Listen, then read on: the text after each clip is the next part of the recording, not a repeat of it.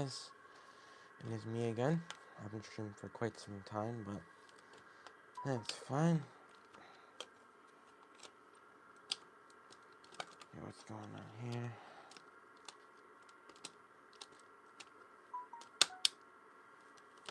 There we go.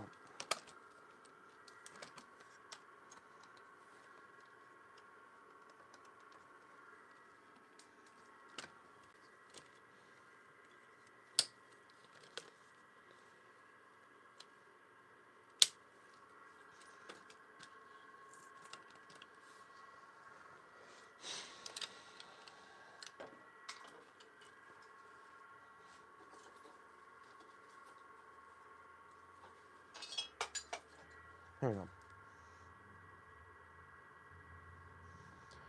Let me just open this really quickly here.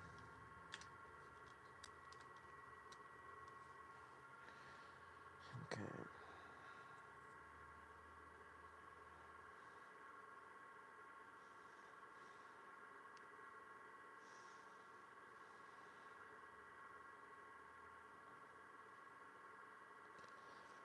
Right.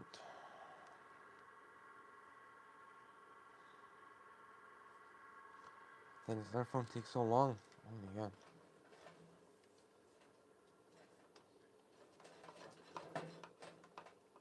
Come on.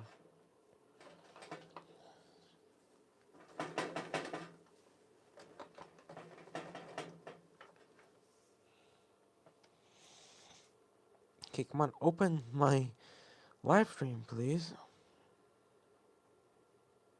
There we go. Took 2 minutes. Wow. Right, well, I hope everyone's day is going well so far. Mine certainly is.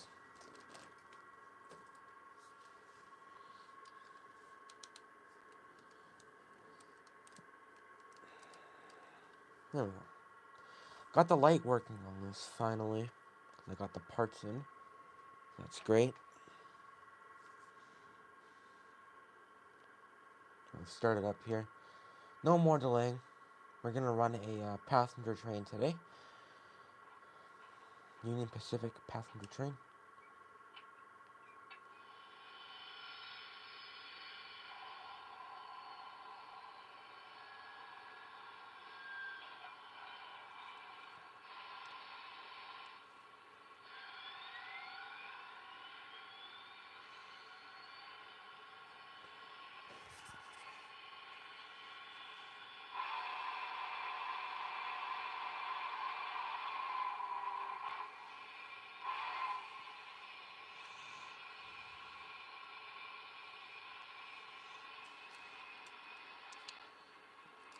The smoke output is crazy on this with the PH Pro 5 amp system.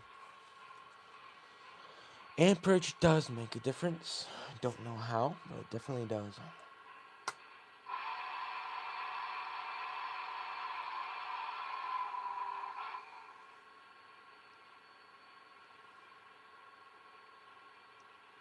Just letting the smoke units heat up for a little bit here, and I'll start moving in a minute.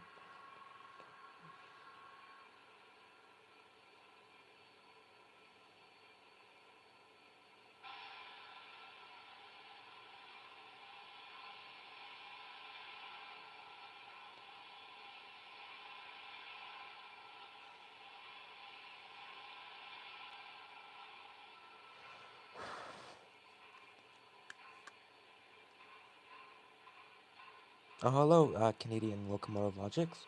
Hope your day or night or morning is going well.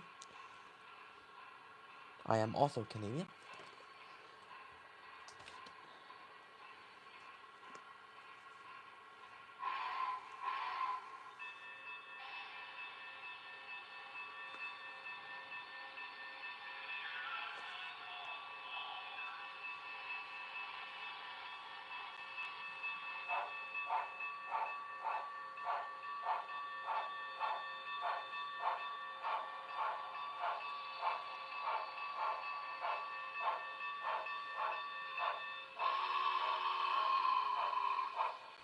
What? Did you break your bridge? Or has it been up so long? Bird poop made it fall? No?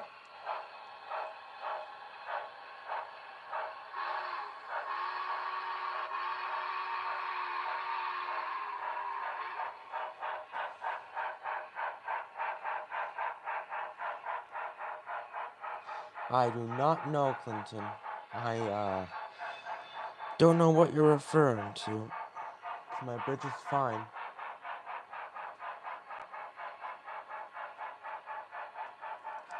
What, support beam busted in half in the middle. I cut it out to make it look more realistic. That's it. It's a very strong bridge. It's a Markland bridge. I've been running it like this for 2 weeks. It's perfectly fine.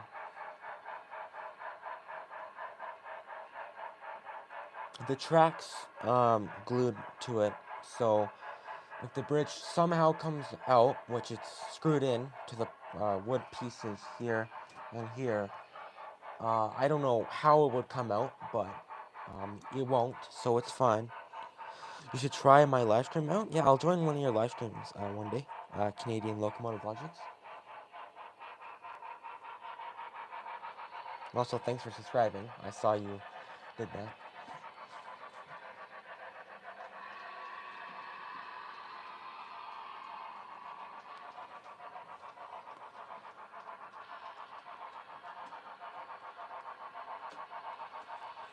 The coach is already off.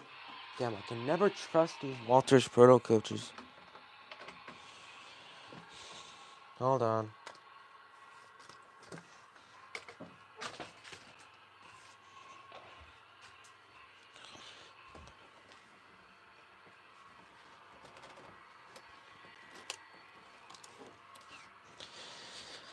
It's not a perfect track.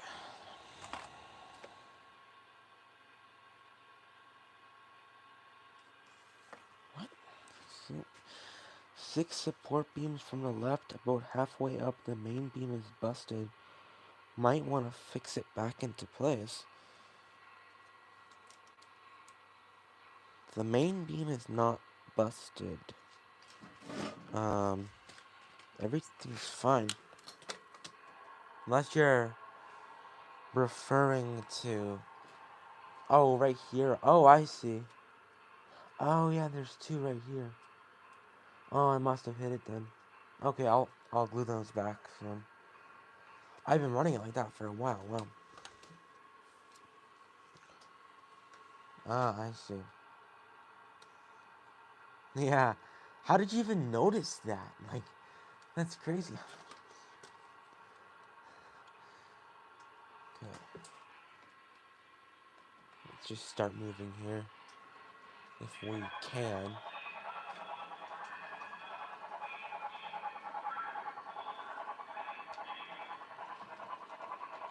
Like Hawkeyes, yeah. And coach is already off. I was just testing this 2 minutes ago and it was perfectly fine. Ah.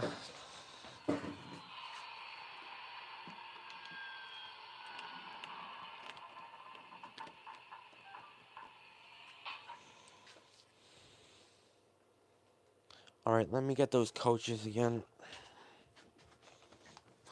Give it one more lap here, and if it comes off, I'm just putting freight on.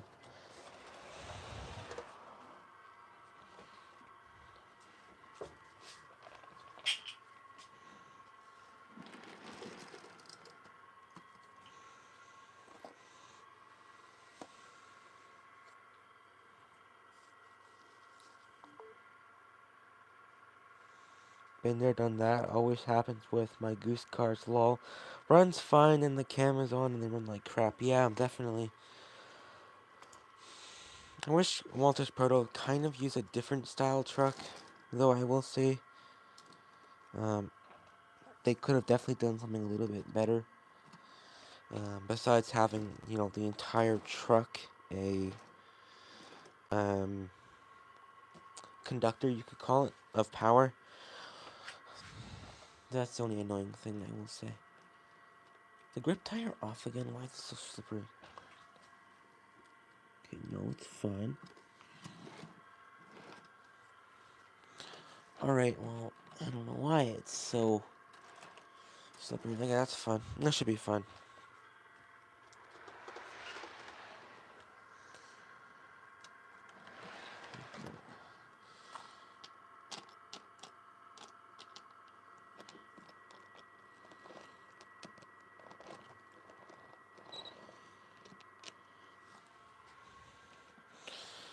Walters is dumb. I almost bought their UP flag baggage car, but it's a 24-inch min when all their other cars are 18. I don't get it. Well, Walters Proto is more realistic, right? So they have like a very, very, very close coupling. I have their baggage car. Not kidding when I say this. I have almost the same one, but it says experience the Union Pacific on the side of it, and the trucks got caught in one of my switches, and the axle split in half. That's not a joke. I, I'm still waiting for their axles to come into stock, so I can. I mean, not their axles, their trucks, to come into stock. I don't know where I put those axles now, but they were just shorting all over the place, and it's just like, ugh. But they have a very, very, very close coupling, so that's why they're 24-inch minimum.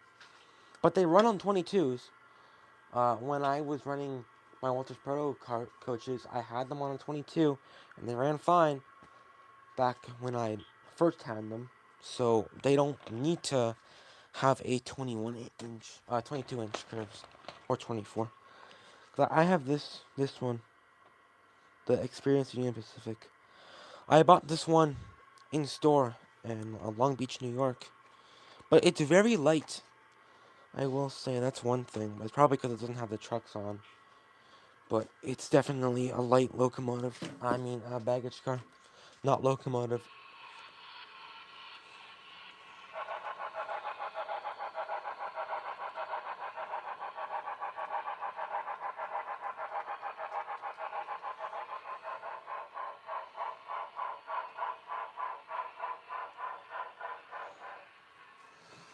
What'd you say here? No force switch is 18-inch. Though, so if it can't make it through a no force switch, they are not good cars. Yeah. I mean, I don't know if I had something in the switch, but the other axle I think was fine. But here, actually, I know where it is. Yeah, here it is. Yeah, okay, this one's still fine. It's missing the detail. It's the only thing.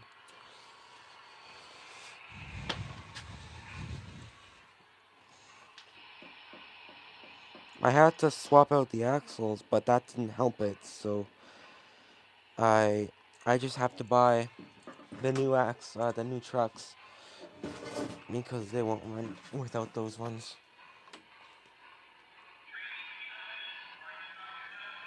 Metal truck, yeah, they have metal trucks.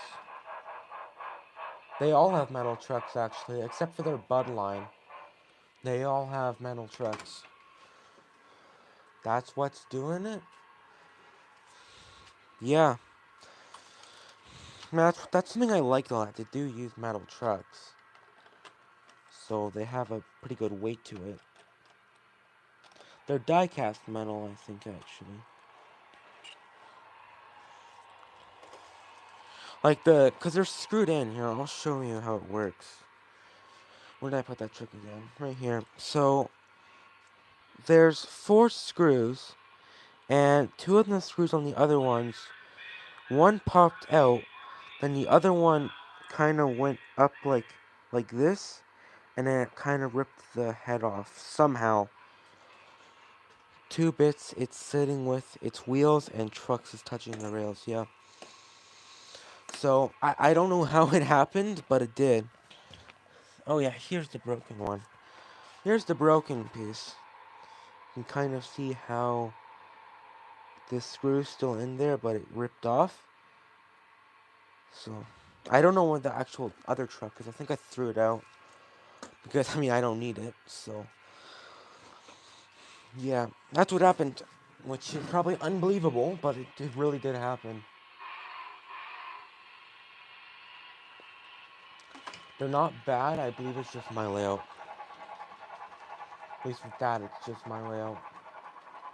That happened before I had the 26 radius that I made myself, so that's probably why it happened.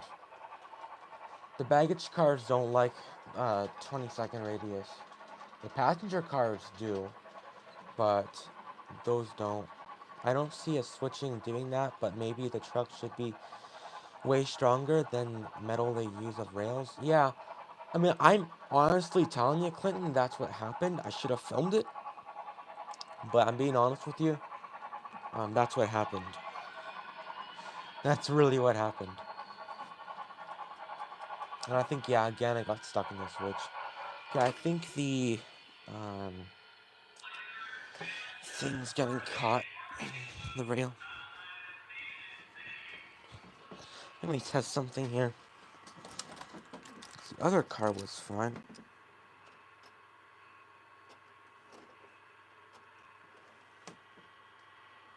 No, it's not getting caught. What's going on here? Something is. Yeah, I'll run it without the observatory car and see if it runs any different. Because it might just be the observatory car. It's very old. Well, it's not that old, but it has some wear. Might be why.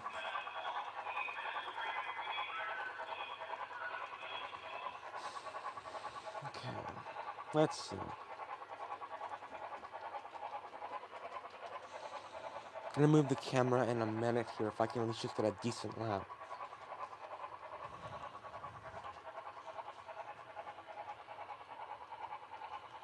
Okay, we're running. But it might be that switch. I'm still leveling it out after raising the layout, so it might just be the switch.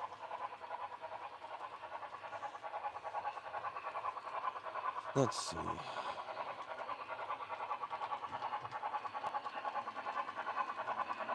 No, okay, it's the observatory car. Alright.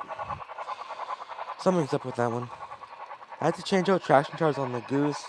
When the centipede incident happened, it stretched the hell out of the tires. Then it was hopping on the tire cuss. It was holding over. Wow. What's the centipede incident, Clinton? Oh yeah, and I got my parts from Broadway. I already changed them out, and the headlight works now.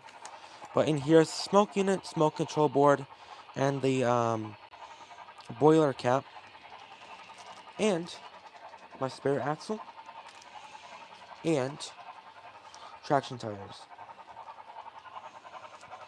Very nice company.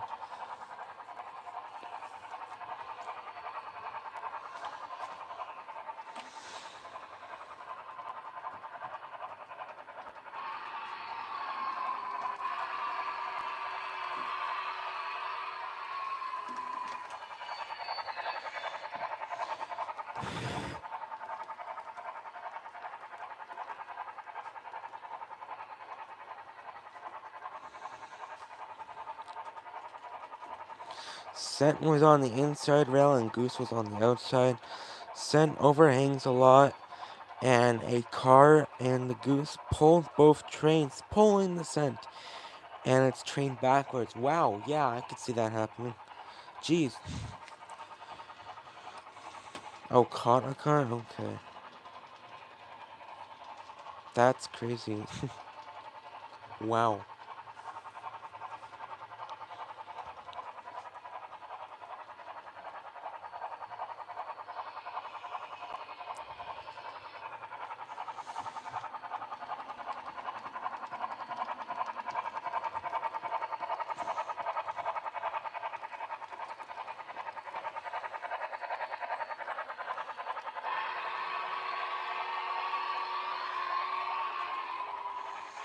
The Goose didn't even slow down. It had that much pulling power. Wow.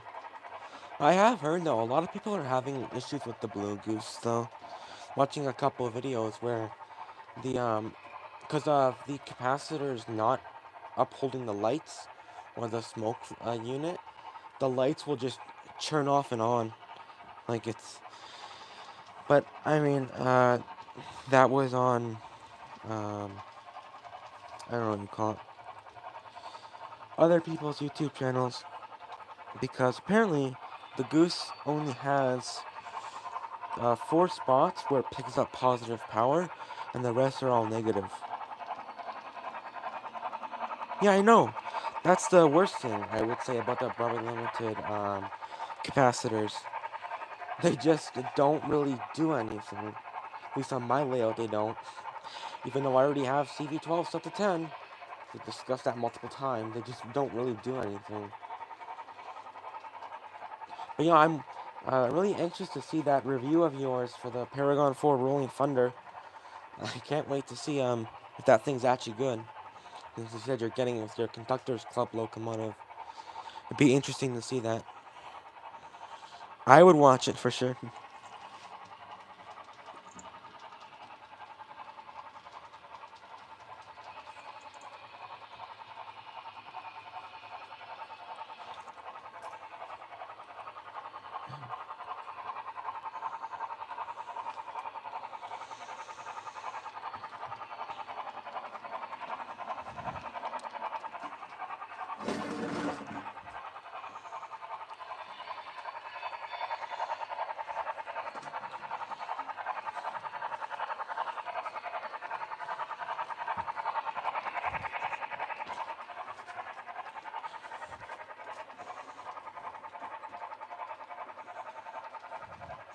You might not be able to hear the difference with my mic, not sure, but in the room you'll feel a big difference.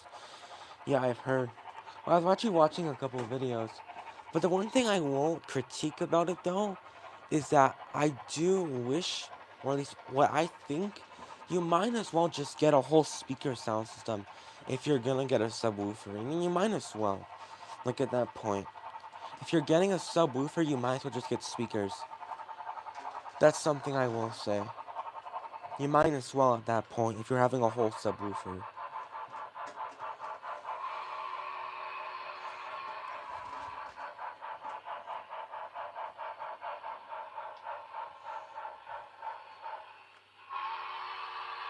that my cat? Wayne? What are you doing? You there? Yes. Wayne. The orange American Shorthair in the wild.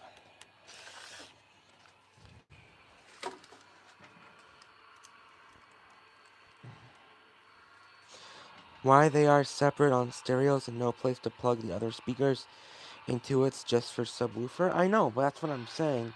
Don't you think it would make more sense just to have a whole stereo sound system if you're already putting a subwoofer in? I mean, it's like you might as well at that point. At least in my opinion, you might as well. No, not at all? Well, why? Why?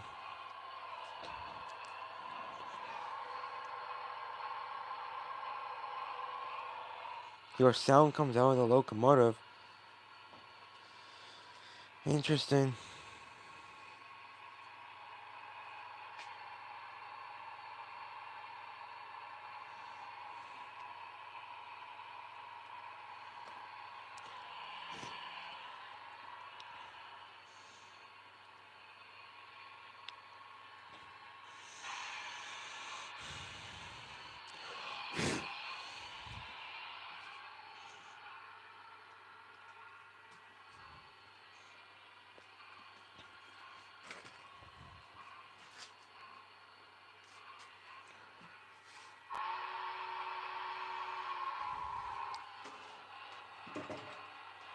Why is it stalled?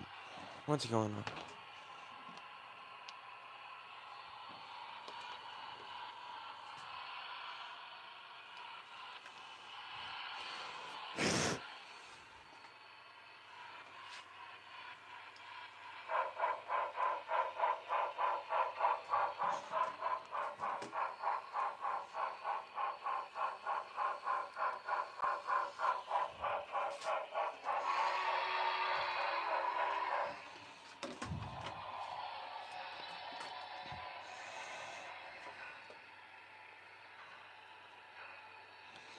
I do think though, Broadway could do something which would be really, really cool. One of the things that they could do is, you know how you might or may not know, but Lion now has a thing called a super bass unit, where they have like an enhanced, sound system and a different locomotive. Like, let's just say you're running a SD70, and usually you'd have 2, 3, or 4 behind it.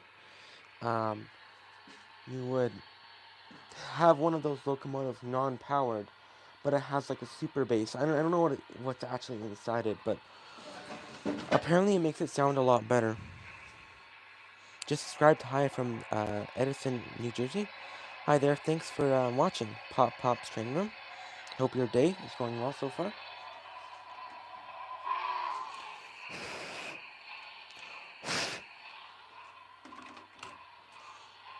Thanks for subscribing as well. I don't know if I already said that. Thank you.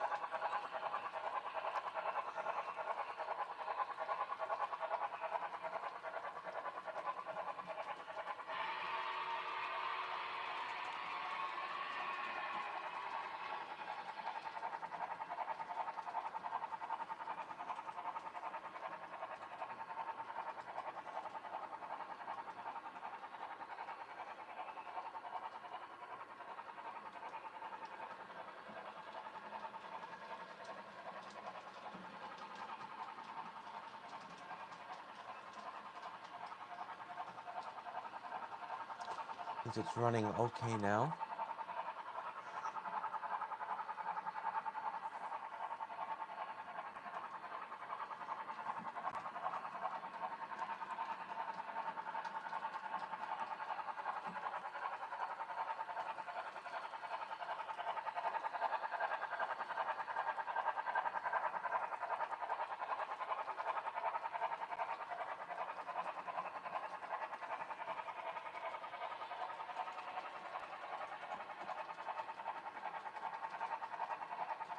Have to test my new track config tomorrow.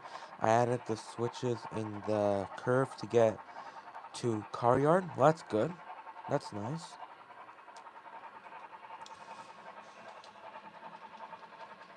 Although I will say one thing about the Rolling Thunder thing. I've heard that the sound is proximity based. So I mean, I could see for like a smaller layout, that sound would, work a bit better. But if you're having like a bigger layout, kind of like mine, you're gonna need multiple subwoofers. I would think every corner, I would say, so you don't lose the sound. Because I would think it'd be pretty annoying to have the subwoofer sound just kick in, then like fade away, then kick in, then fade away. I would think that'd be pretty annoying. But I don't know. Maybe I'll get it one day. Just to see if I'm right. or wrong. I don't know. But we'll see. I wish it worked on other locomotives, or at least they made an integrated system that worked with ESC or something. No, you put the unit in the middle of your layout. Well, no, I know that, but apparently it's proximity based, right? So it's all based upon how far the locomotive is from your sensor. So if your sensor is right beside the locomotive, it's going to be the loudest. And if it's far, it's going to be the quietest. Watch some YouTube videos on it, that's what happens. The farther the locomotive gets away, the quieter it gets. It's kind of strange to me. You'd think it'd be loud 100% of the time, but it's not.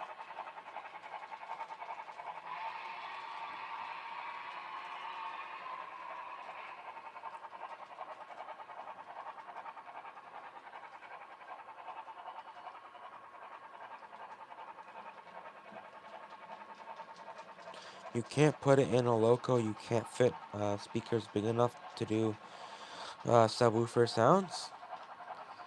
Okay.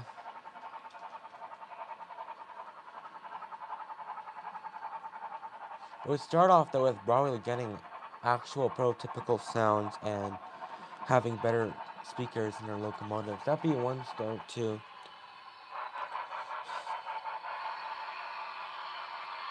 Or one way to start.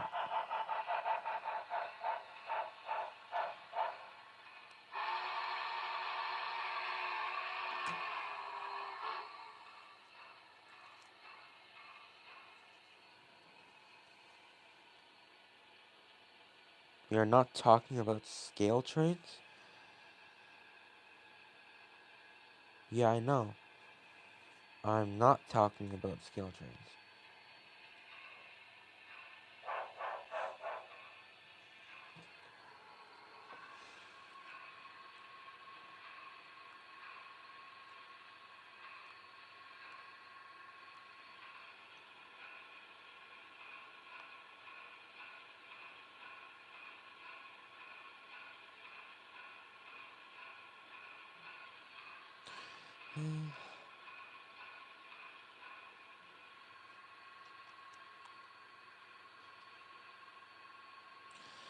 My BLI has the best sounds I've ever heard from any locomotives, and I've heard them all, even DC sound systems. Okay.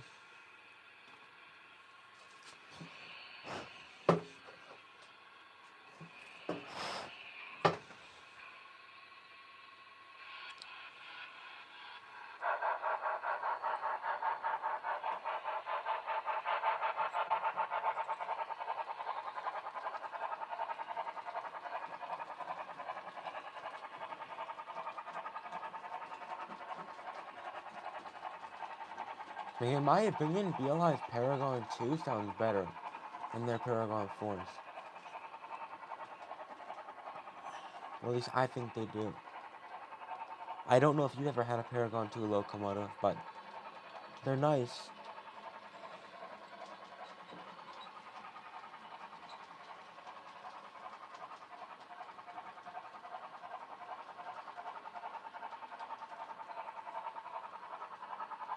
Oh, hell no, my cab forward is Paragon 2. So that thing was Paragon 3, not Paragon 2.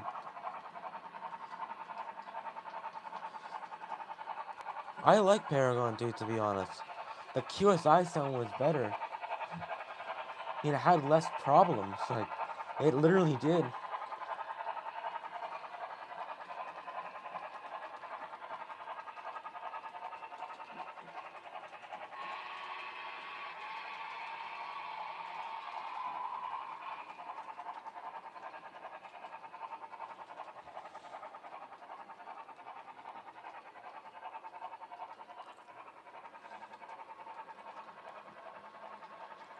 Must be a layout thing, because mine works and sounds great.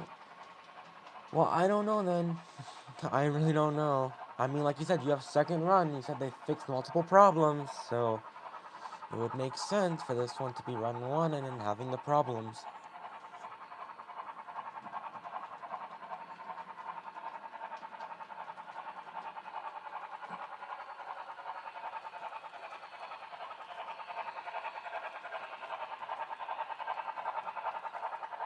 The room has a lot to do with sound also. Yeah, I know that. I do know that. I mean, I have kind of open space. I mean, my basement's open, but I have shelves and then a curtain and then a wall, and that's basically it. Then it's open space. So it's, I guess there's kind of reflection of sound, but not really. Or refracting, however you want to call it.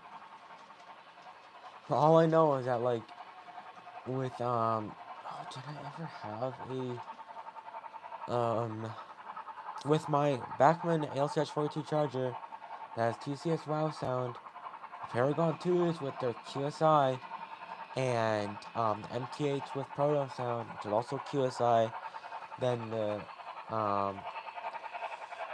Tsunami sound locomotives, they sound a lot better. I don't know if you've ever had a Tsunami sound locomotive, but I think you said you did have one. I don't remember now, but I think they sound a lot better, and like that's like all I have to say, to be honest.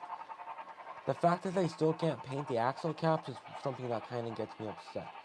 You're paying close to $1,000 for a locomotive, and they still can't paint the axle caps. Yet you can do it yourself, which is not hard, but that should be a given.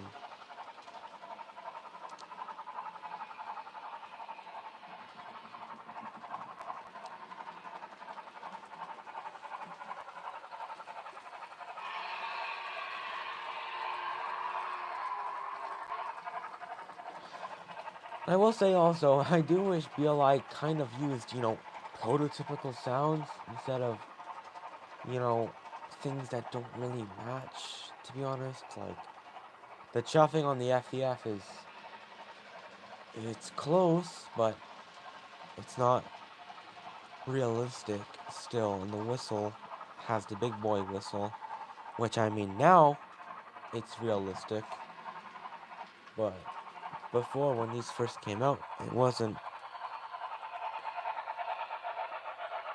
Cause I mean, I know 844 has the big boy whistle now.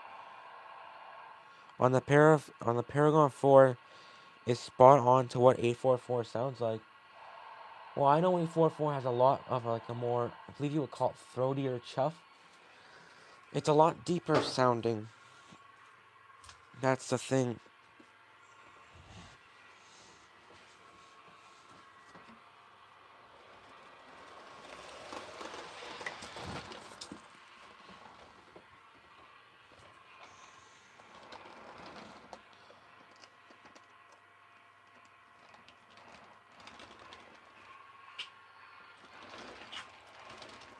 I mean, you don't even have 844, so you have 833, I think. So, I don't know, unless you searched up a video. But, I mean, that's obviously a way to tell, but I don't know. Can't do bass with small speakers? Well, then explain locked sound then. Why can they do it then, Clinton? Why can they do it? Like, honestly, why? That's one thing.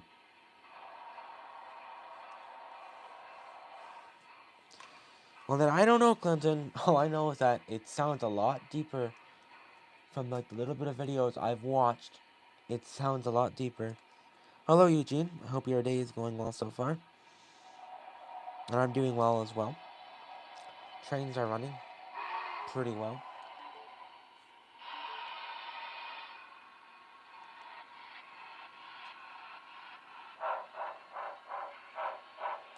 Like, Clinton, you need to buy a Tsunami sound locomotive. Then you'll hear the bass. You won't feel it, but you'll hear it.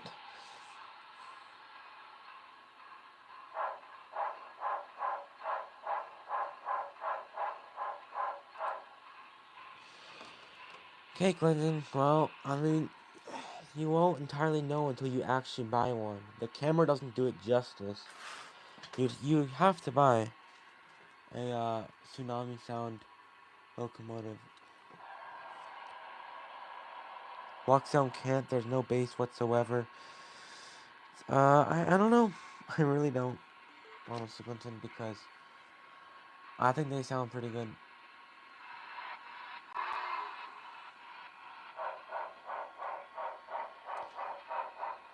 Well, lock sound and tsunami. I think lock sound can, if it's the right setup. Most of the time it can, depending, how big the speaker is and how small the locomotive is. I believe you've only ever had a lock sound GP30 or whatever it was. I mean, like, until you have like a bigger locomotive, like a ET44 AC, which has two sugar cube speakers inside that sound amazing. You won't fully truly experience the sound of lock sound or tsunami. That's one thing I'll say.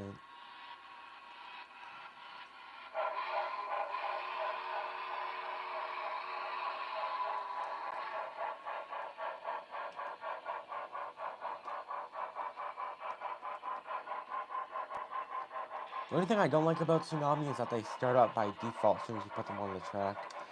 The only thing I don't like about them, to be honest. Okay, Clinton. Okay. Unless they are like 6-inch speakers, we're not getting any bass out of them. Okay.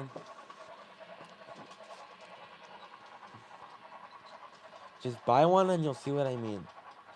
You can pretty much feel the sound out of the tsunami locomotives. Not so much loc sound, but more or less tsunami.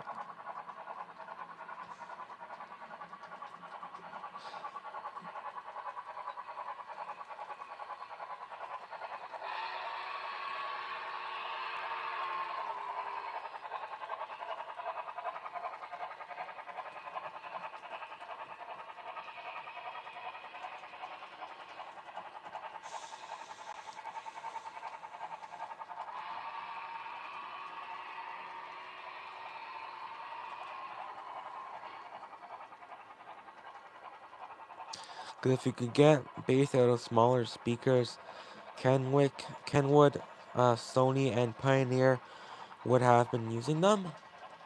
Yeah, yeah, I guess so, man. But, I wish I could demonstrate it to you, but I just can't. I don't. I do have a really good microphone, but I couldn't really.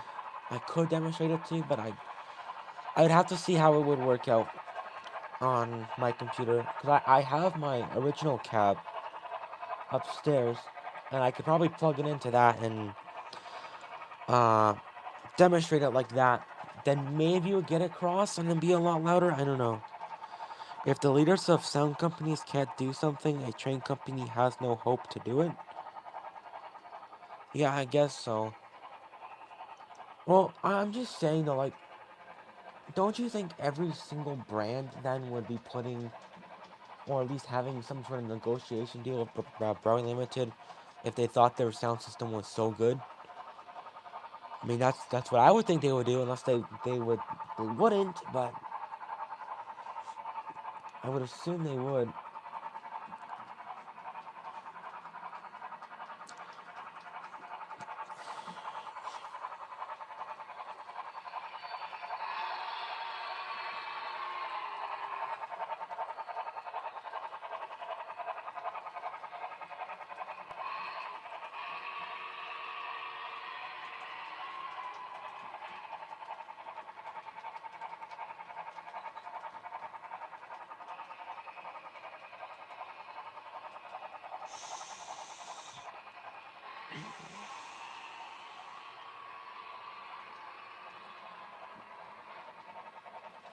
I know they used to use a system like this back in the 1990s, though, with the external speaker. I don't remember what the name of it was, but I know they used to use it for DC locomotives. Remember scale trains trying to buy into Paragon years and years and years ago? Yeah, I was because it was industry leading like 10 years ago. It was. QSI was revolutionary for the time.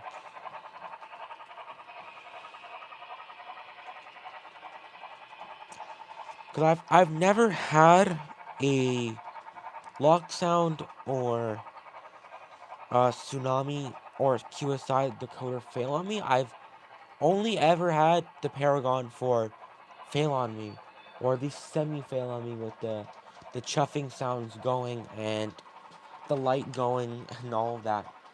I've only ever had that fail on me. Everything else has been perfectly fine. The only sound system we had in 1990s was the MRC 2000 soundbox. I think that's what I'm referring to. But I'm wondering why they don't use that though with the Brother Limiteds. That would make it sound so much better. To be honest, I think it would.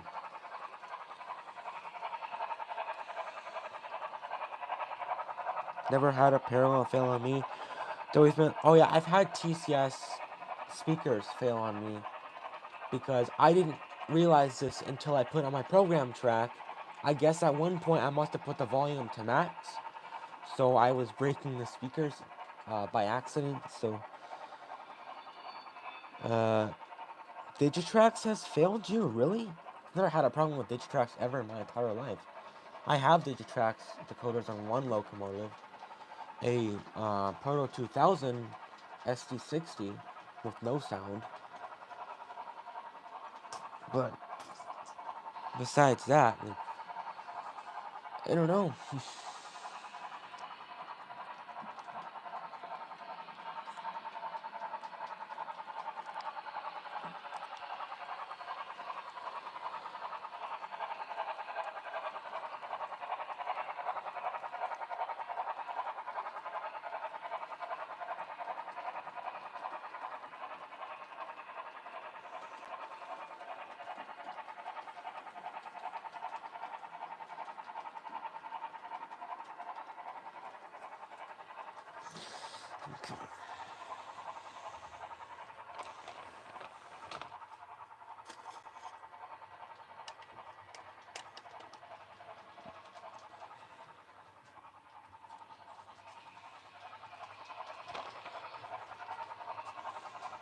You are also talking 10 years difference in time.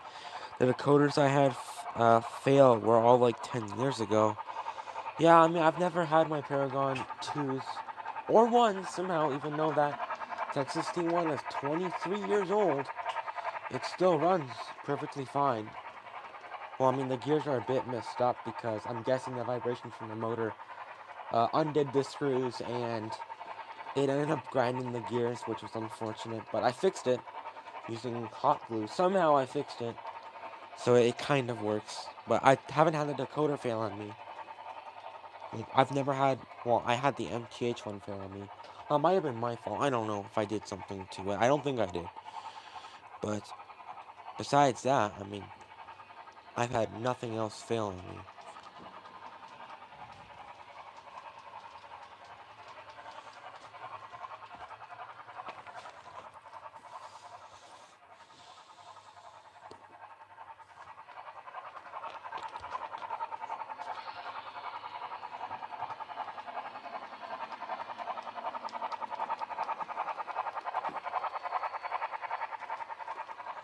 A lot has changed in DCC in the past 20 years. The colors are so much better now, I think. Yeah, they definitely are. I will say that. There's so much more functions and stuff, which is always great. Um, yeah, like the reliability is a lot better too. Stuff like that, you know.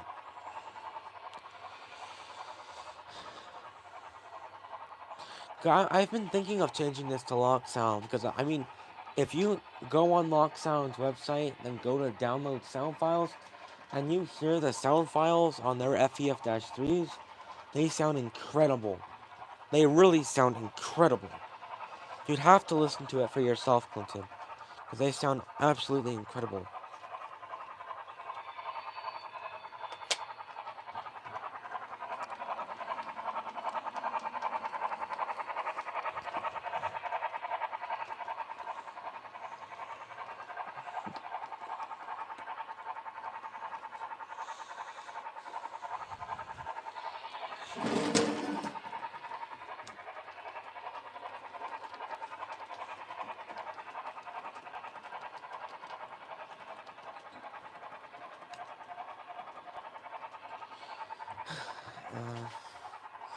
I know what kind of speakers do you have on your computer.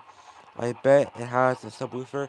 Yeah, it does, but I was also listening to it on my phone, and it sounds basically the exact same. So, I mean, there's only one way to test it, which would be putting it inside the locomotive. But then you can also compare it to the scale trains, 611 Norfolk, what is it called, J-Class again. Like, that thing sounds incredible as well. I mean, it has a triple speaker setup. 2 in the tender, 1 in the locomotive. If you don't believe me, search it up. It sounds incredible. And yes, I do have subwoofers on my speakers, but when I listen to sound files, I use headphones. I use Marley headphones. Which I know those are generally better, but at least in Canada they are. At least here they aren't.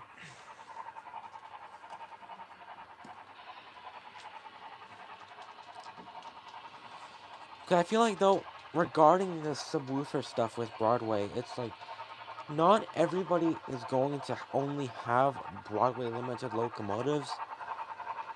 So, I mean, it makes a lot more sense for N scale, but not really for HO when you have various manufacturers that, make a lot of different products. And it's like, it's really hard to also switch out a Broadway limited decoder if you wanted to put that inside of a different locomotive. You basically have to change the entire system in that locomotive just to put that decoder in. So your phone speakers are the same as your computer, man. Your PC speakers must suck. Well, no, I mean, I'm saying, like, it sounds a lot better than a Broadway Limited on my phone speakers, and it does sound greatly better on my actual, speakers, computer speakers. I can rattle windows with my PC, no phone made ever can. Well, that makes sense, Clinton. I mean, phone speakers are really, really small, so of course that makes sense.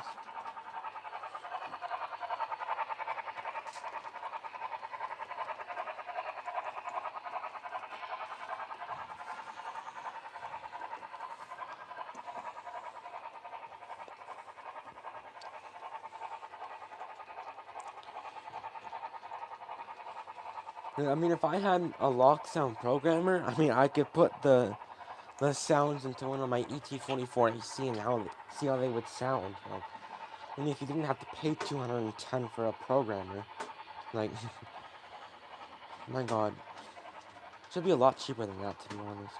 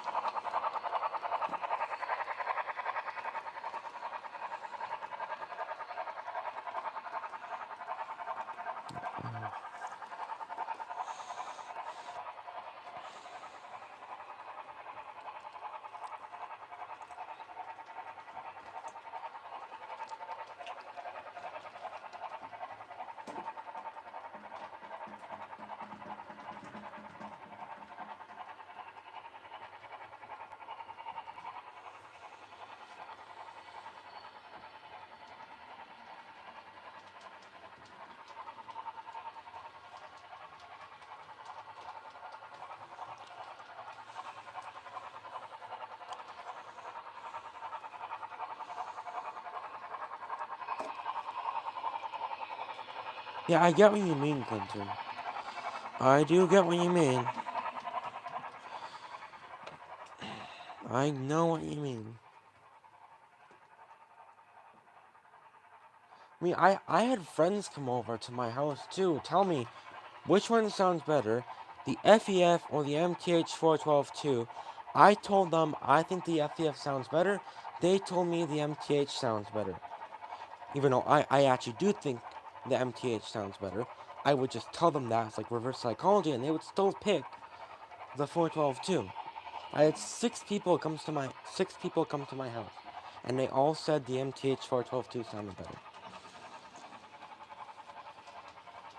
Because I did it and the GP30 sounded so good on my PC. Okay. I don't know. We'll see.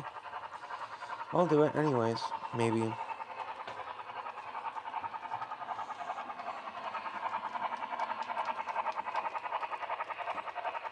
We'll see what ends up happening.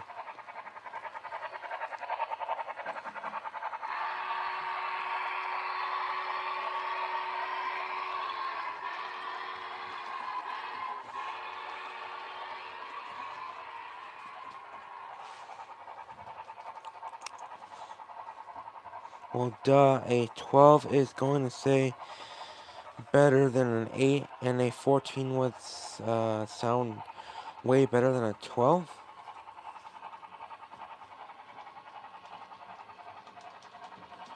Yeah.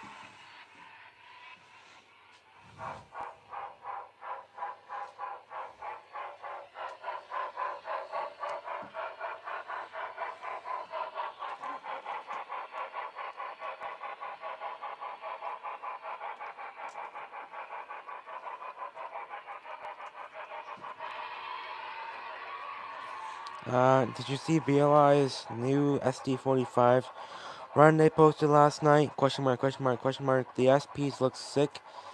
And they do. They look good.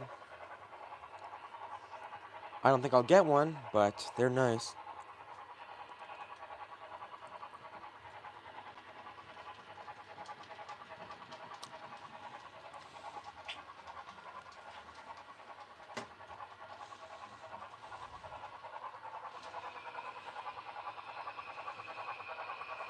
Oh yeah, Clinton, I was actually thinking something that's actually kind of a way that you could cheat this system in terms of avoiding tariffs when you're buying a new model.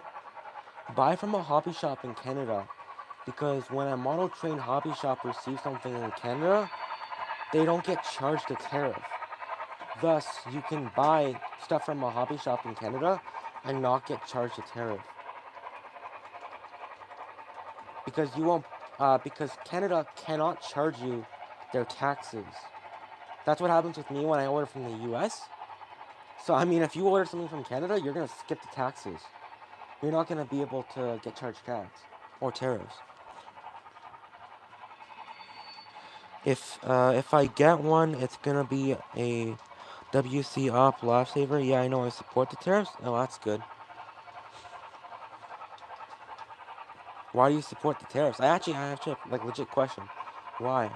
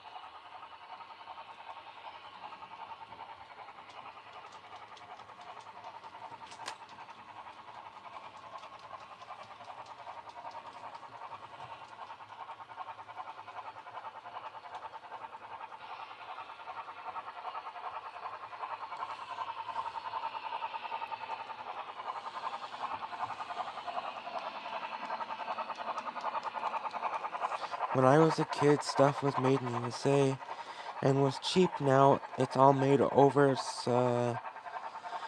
was all made. What did you say? Over search at top. Oh, I think we'd say oversea at top dollar. The tariff isn't what's killing the hobby. It's the prices these companies are charging for the stuff. Well, I mean, it does not help that models are super highly detailed too. Don't forget that. And one thing, I don't know if you know this, but like the Chinese people find pride in building things that are like super intricate. That's like a part of their tradition or something like that, I've heard. You can still go to China and make a good model. You really can. $100 for a boxcar? I mean, well, if it's super highly detailed, that would make sense why.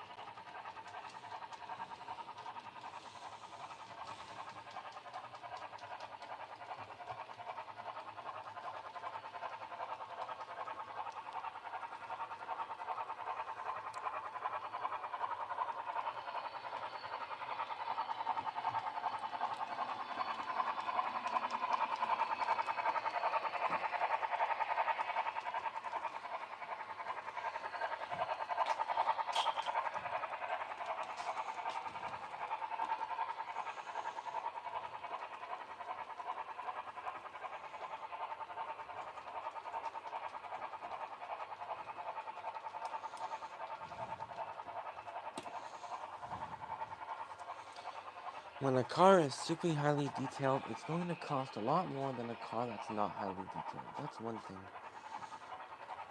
Yeah, blah blah blah. And you can't get kids into the hobby because a cheap loco from a starter company like Backman is now $200. You buy kids $25 locos because you know they will be broke. Yeah, well, I mean, it all depends on what the manufacturer wants to charge for a starter set. And I mean, like you gotta counter in inflation too, so that's something as well. Tariff ain't gonna do nothing. Like, it's just gonna make things cost more. Like, that's it. That's the thing. I know you're not gonna believe me, because when do you? So, but, like, inflation makes things cost more, and, I mean, like, I don't know what model train manufacturers can do when it comes to starter sets because it's all dependent on what the CEO of the company wants to charge for the locomotive starter sets. So, and locomotive starter sets are more or less gravitating towards more experienced modelers, you could kind of say. Like O scale and kind of G scale is, um, I guess you could say geared towards kids. It's more like less intricate. It's more tough than how HO would be. Inflation is null and void, being an R&D was done 20 years ago, and the money they spent for that has already been recouped. So the loco should be cheaper, not more. Well, yeah, I understand the thing with starter sets, so there's no way to like put that. But when locos are getting more and more detailed, there's gonna be a higher price. That's something.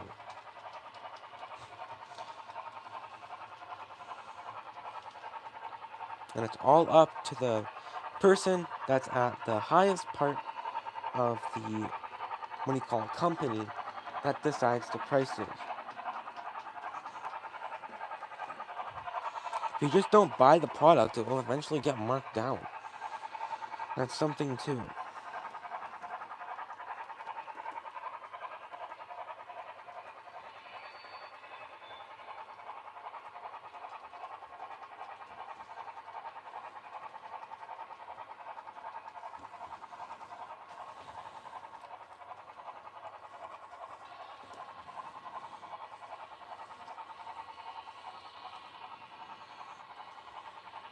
I mean, like, generally, anyways, model trains aren't really made for, like, young kids, anyways.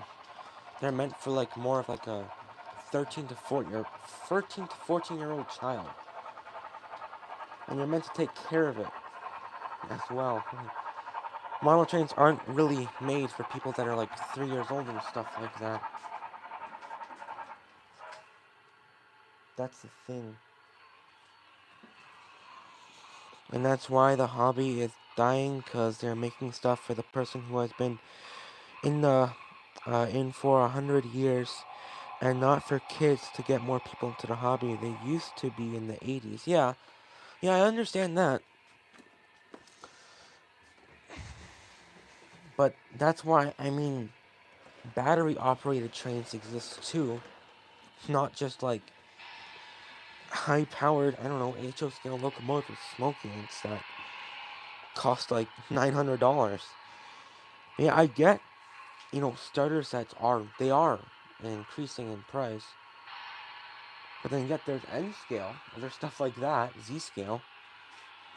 Although those are a bit easier to break, I will say, but I mean, I don't know how to look at it in a way. I don't know how to explain it. That's the problem.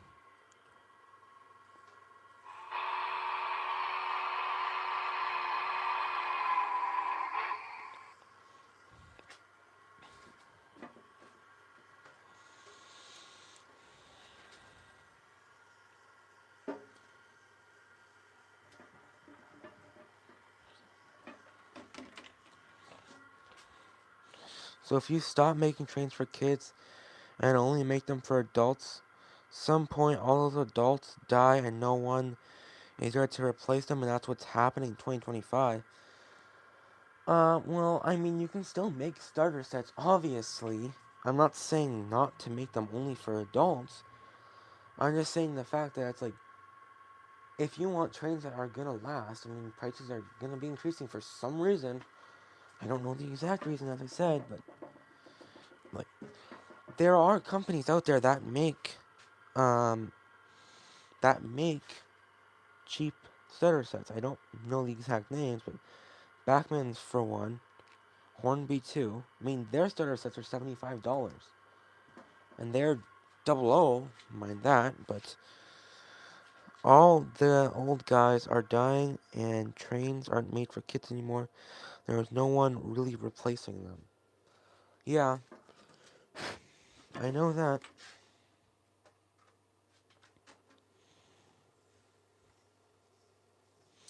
That's the only sad thing. I will say that. It's the only sad thing. I mean, like, if you want kids getting into the hobbies, I would assume, because of how kids are brought up nowadays, they don't really want, like, I don't know, a model train looking like an actual train. They want kind of like goofy looking, I would assume. Or at least most kids would. I didn't, and I don't, but most younger kids do, for some reason. I know Lionel makes, well, they used to make cheaper sets. I mean, I know my Wakeman set was $225, which, isn't much. For O scale, too. So that's not bad. And now that they're putting all these sound systems in the thing, they make it more. Back in the day, all trains were like $30, like $30. Uh, then you bought detail parts to make it a $300 locomotive. Now there are no $30 trains. Well, I mean, of course, trains aren't always going to stay at $30 because they come from the factory, pre-kitted and stuff like that. But with scale trains, I mean, they make locomotives with no detail, and you can buy a detail package. There's stuff like that. Athearn does that too, I believe, still. I don't know other companies that do that, but I believe Athearn does that still. I mean, of course, model trains are becoming more expensive because they're using higher details. Like, they're having higher detail quality. Labor's gone up. Stuff like that. No, they don't. Scale trains drop the operating line? Well, that's interesting. I didn't know they did that. I thought they still had it. Well, I mean, it just all depends, I guess, on like what you're buying and stuff like that. But still, I mean, model trains shouldn't be costing $1,000 for a locomotive. I will say that. But it's like the more detail you get, the higher price it's gonna be. It's the sad reality of the world we live in.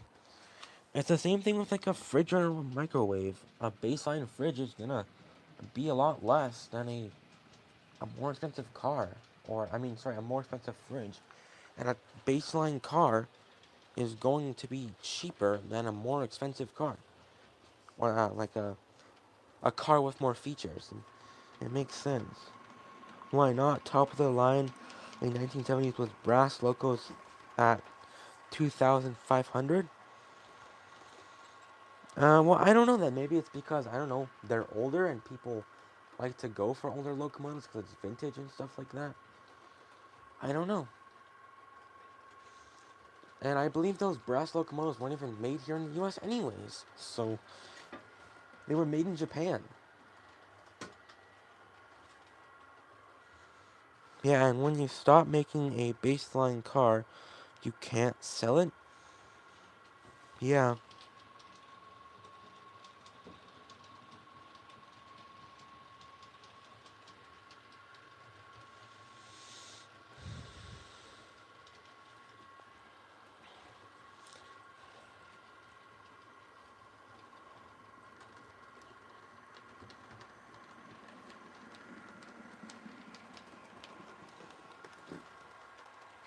Somewhere also USA, Germany, Sweden, and Japan, and Korea. Yeah, I know that.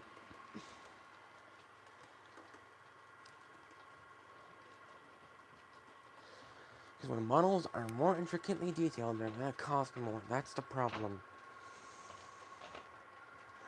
And I guess, like, yeah, really, I mean, metals are costing more and more now, I believe, too. Russia as well, wow.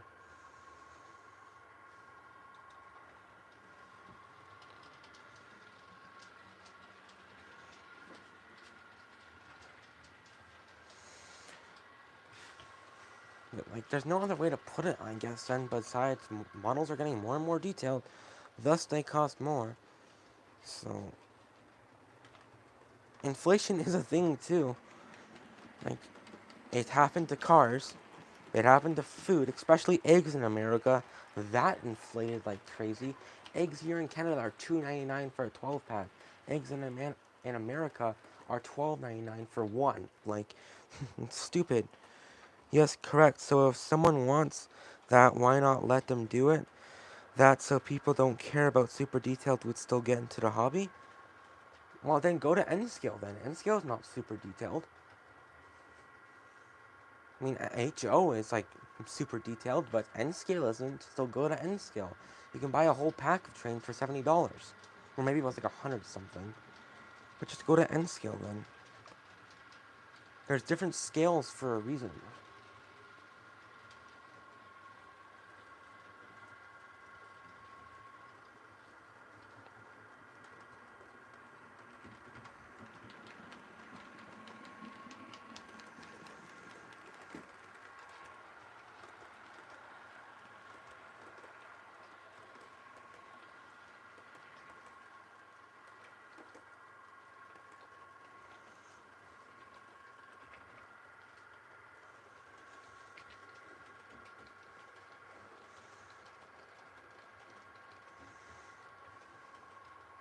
I mean, of course, people don't make the older blue box locomotives like the Athearn blue boxes, but you can still buy them.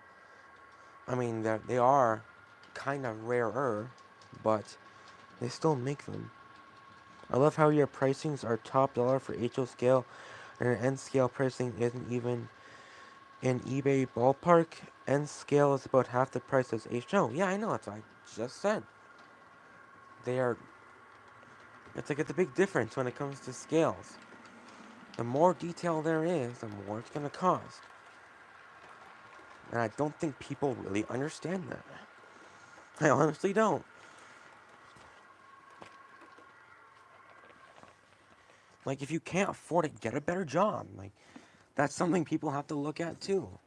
Yeah, I know that's kind of controversial to say, but at the same time, it's like I don't know.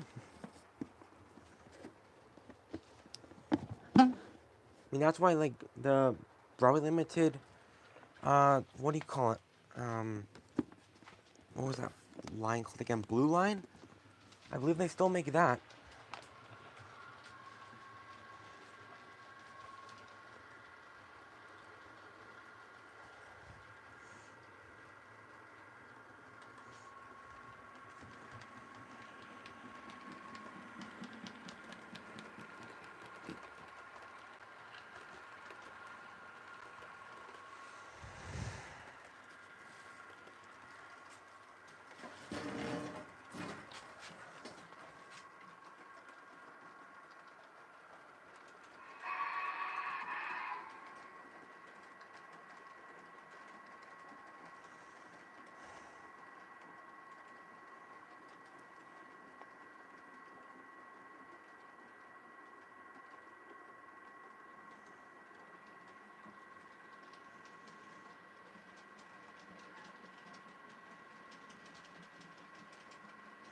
I agree with you.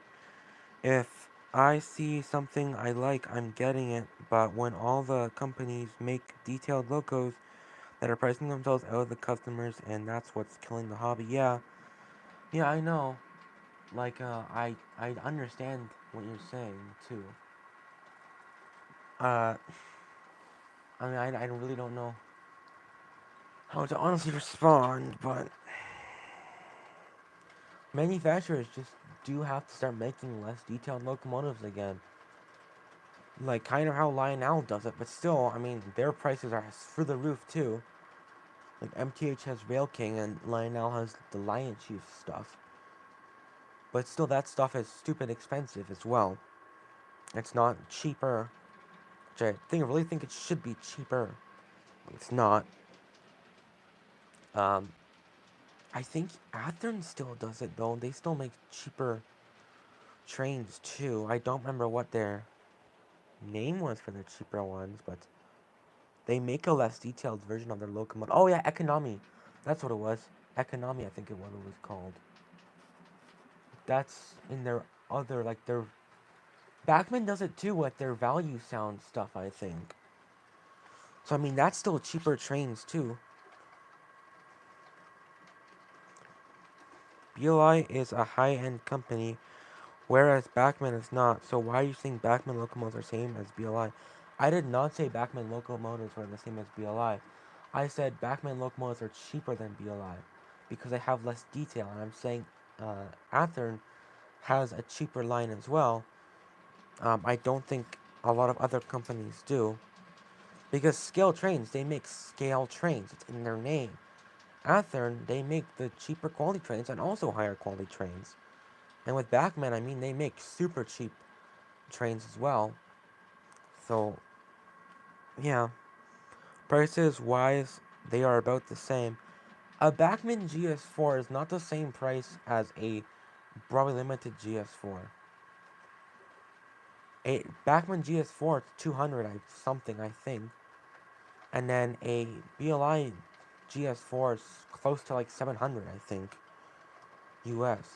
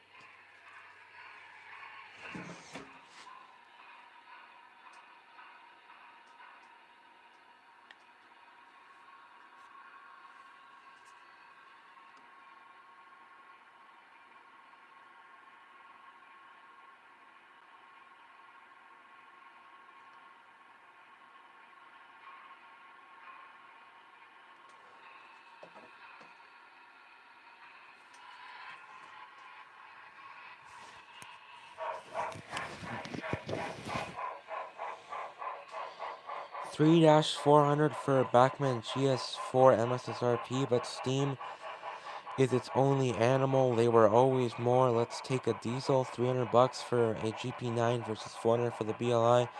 They shouldn't be anywhere that close together. Yeah, I know they shouldn't. They shouldn't, but... Are you reading MSSRP? Yeah, you are. Go to like a hobby shop. Guarantee it'll be a lot cheaper. I heard somewhere that Bachman doesn't want you buying off their website. They want you buying through hobby shops. So look on their look on a hobby shop. Just look on a hobby shop, and I guarantee it'll be a lot cheaper. Just by a couple, $50, I would say. Maybe $50 cheaper. I don't know.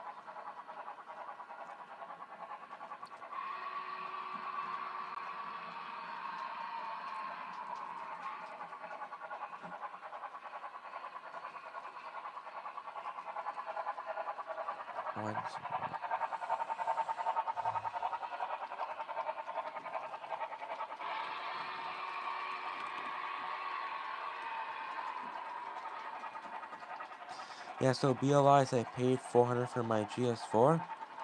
Oh wow, that's not bad. Yeah, yours was refurbished, so you can and can't really compare that though. You can if you want to, but yours was refurbished, so of course it's gonna be a cheaper price. Not everyone's gonna be fortunate enough to get a refurbished version. That's the thing.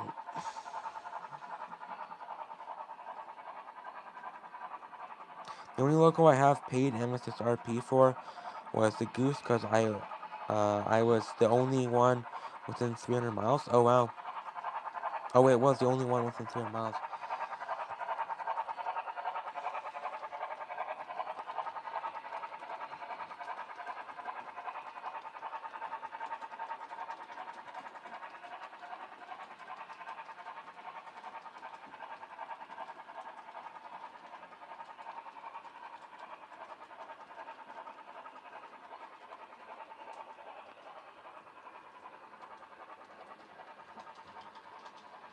There were like 5 different Gooses? Okay.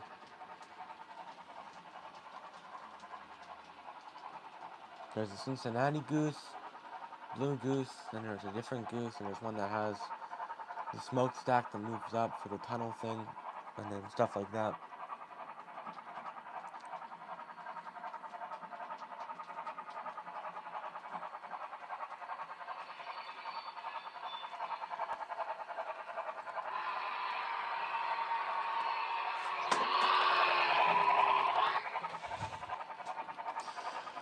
Yeah, my phone's on 10% here, guys. I'm gonna have to end at 8:30 today, because I think it's gonna shut off if I don't end at 8:30, so I have to do that. As delivered with numbers, as delivered without numbers, 1939 and 1950, and a 1951-53. Okay, that's nice.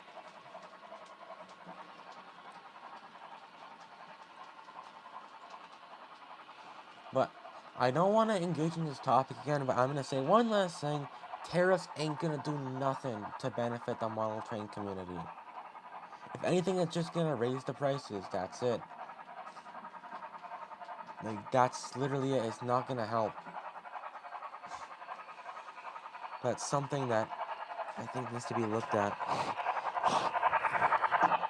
It's not going to help the prices. That's the problem. It won't, and it never will. I know you might not believe me there, but it won't. Sure it will? Okay.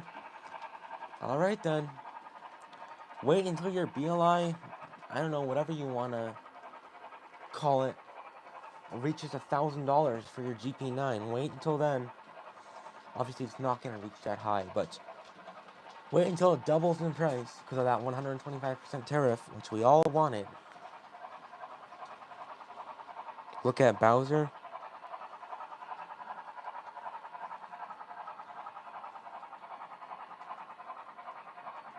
Bowser made in the US, ships to China to be boxed, then ships back to the US. Okay. That's great, I guess.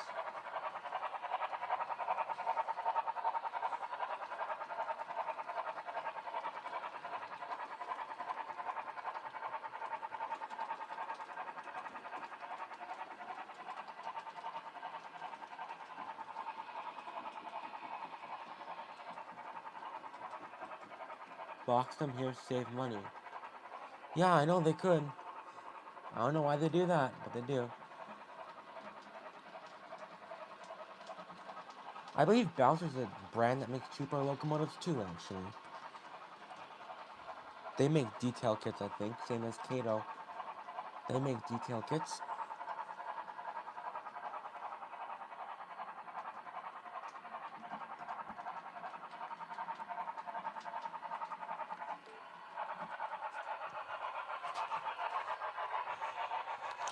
Kato doesn't make HO no more? Yeah, I wonder why.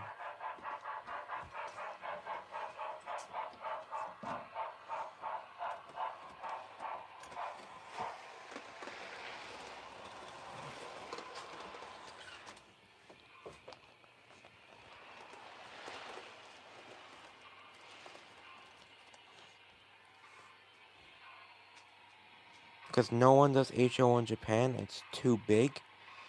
Yeah, companies do HO in Japan. They still make brass models in Japan. Search it up. They make C61 HO scale models.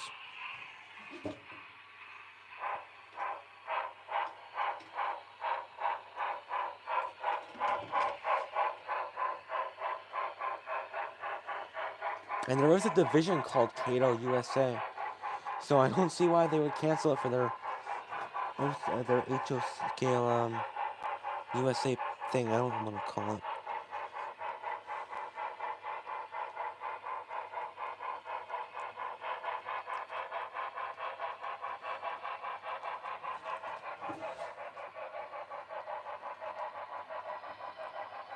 People in Japan do not do HO layouts. It's too big. They live in closets. Remember that. I know that. Yeah. I know they live in closets. Some of them do. Not all of them, though.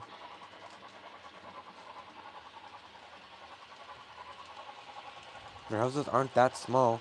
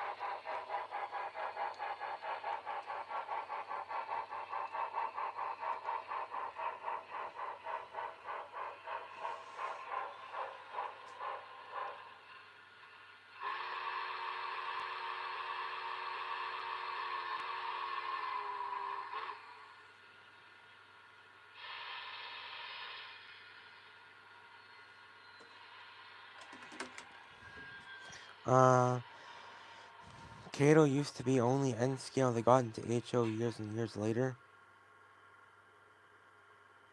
Oh, it's a Canadian baggage car, actually. It's a Rapido car. It's a Rapido Amtrak car. It's really nice. Fortunately, you can't get it in the US. I believe these were a special run. I don't think they make them anymore. This one was like 60 bucks, I think. So not that bad for a passenger car. That's scale. You don't know Rapido's Canadian, Clinton? You're kidding, right? Like, please tell me you're actually kidding, right? They have like maple leaf flags everywhere on our company page. I'm pretty sure you know Rapido's Canadian.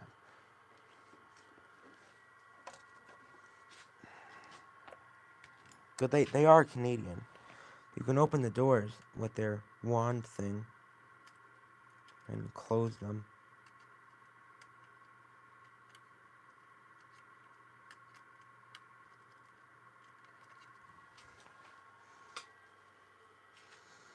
I get Rapido and Rocco mixed up a lot. Ah, okay. Rocco is one overseas. Yeah, Rocco is. I have one of their engines. It's really good. Made in Romania.